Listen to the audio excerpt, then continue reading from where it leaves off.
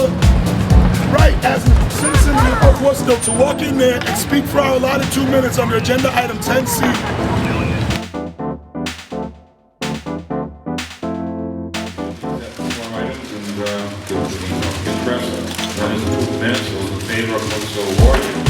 I'm here tonight with my comrades to address the systematic militarization of the police force. There are 6 demands coming out of a national movement, starting in Ferguson and spreading all across the country. I will read number 4 from those demands. That we demand that a congressional hearing investigating the criminalization of communities of color, racial profiling, police abuses, and torture by law enforcement. Congressional hearings investigating the criminalization of communities of color and systemic law enforcement, discriminatory profiling, and other abuses, especially at the local level. As a lot of people in this room know, the police force has paid out $1.2 million for civil suits in police brutality situations. This is not just a national issue, this is a Worcester issue. There's many people in this room tonight that can attest to the fact that the police in this city have a long way to go when it comes to dealing with the community in an effective, respectful, and proactive way. Thank you. I ask that we repurpose law enforcement funds to support community-based alternatives to incarceration and the conditioning of both funding on the ending of discrimination policing and the adoption of the DOJ best practices. I think that as a parent, a person that grew up in the city, and somebody who's very invested in the community, I know that there are so many other resources for our young people to engage in. I know that our young people are suffering and are present here tonight because they do care about their futures, they are invested and want something more for themselves.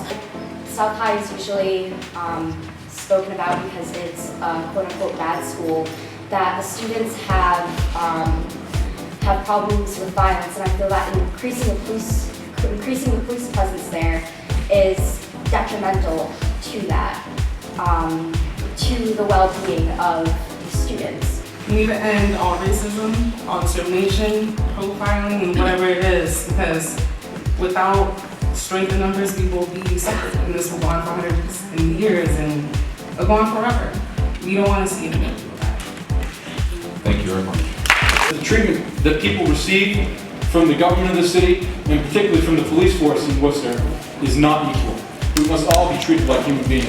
I'm tired of telling the young men and women that I deal with, like looking at them crying down, breaking down, and all I can do is say, it's gonna be okay, but I know it ain't gonna be okay. Yes. I know that Black lives matter.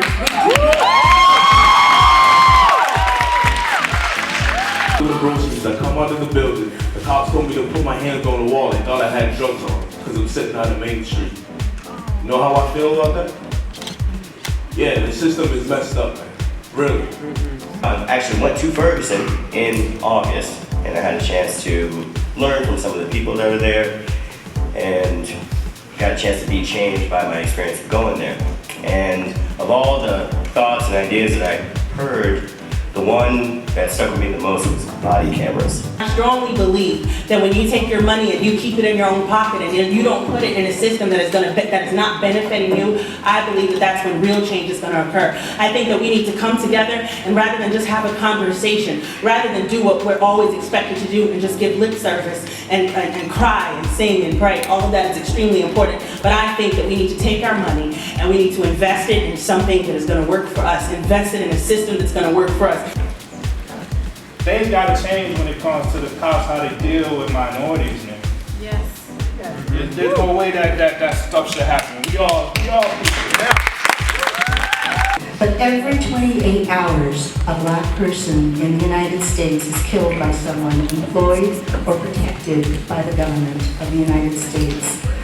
We call for the cessation of mass incarceration and the eradication of the prison industrial complex altogether. In its place, we will address harm and conflict in our communities through community-based restorative solutions. There needs to be some systemic changes with the police department, and that probably starts with leadership. But there definitely needs to be some policy changes, some actual policy changes to affect how police misconduct is avoided in the first place, and then how these incidents are investigated once they're reported to the police. And as I sit back and listen to everyone speak, I think the elephant in the room are the demographics right here.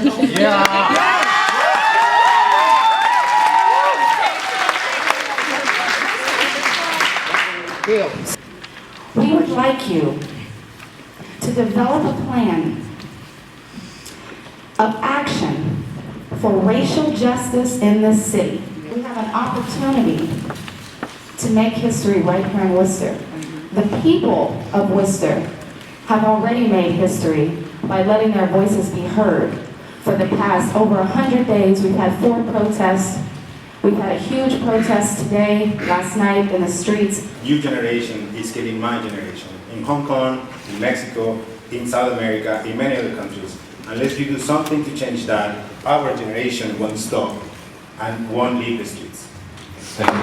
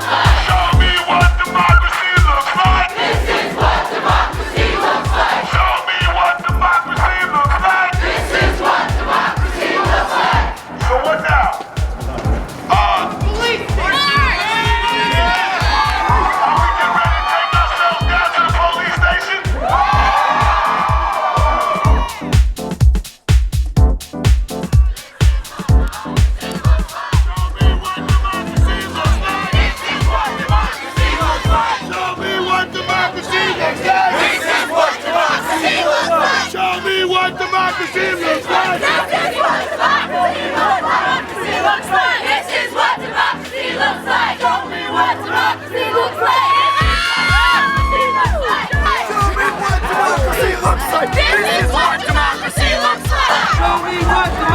looks like.